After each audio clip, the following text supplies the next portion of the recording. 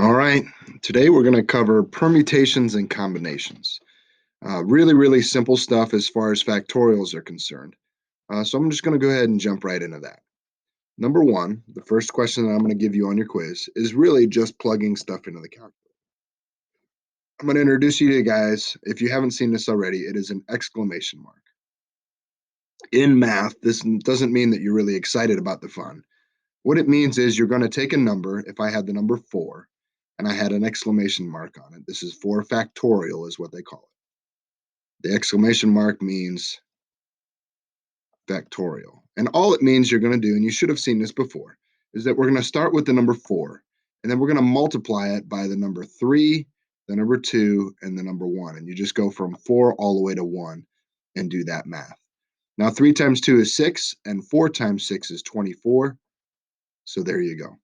4 factorial will be 4 times 3 times 2 times 1, which is equal to 24.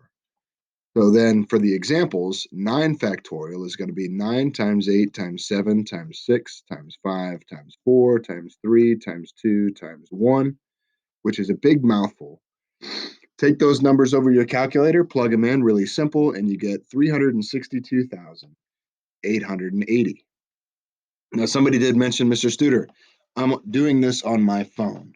Well, you have a calculator on your phone. So you can type in 6 times 8 times 7 times 6 times 5 times 4 times 3 times 2 times 1, and then hit go. On the next problem, we'll do the exact same thing, except this time we're going to do 6 factorial on top, which will be 6 times 5 times 4 times 3 times 2 times 1. And then we're going to do 3 factorial on the bottom, 3 times 2 times 1. On top, we're going to end up with 720. On the bottom, 3 times 2 times 1 is just 6. When we divide those two, our answer is going to be 120. All right, and you'll get very simple problems just like that on your quiz.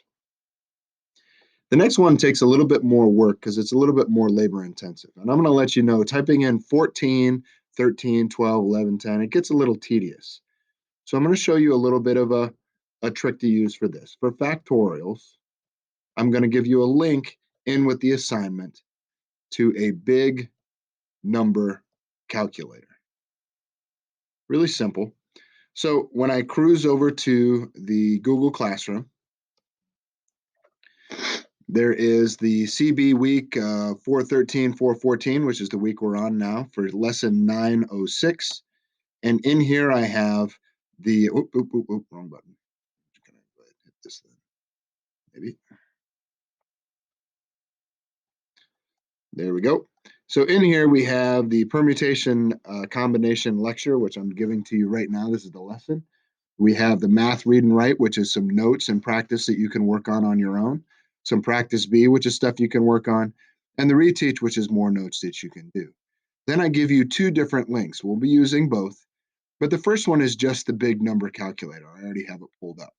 So when you click on the big number calculator, we want to be able to do 14 factorial. Down here at the bottom is a bunch of fun.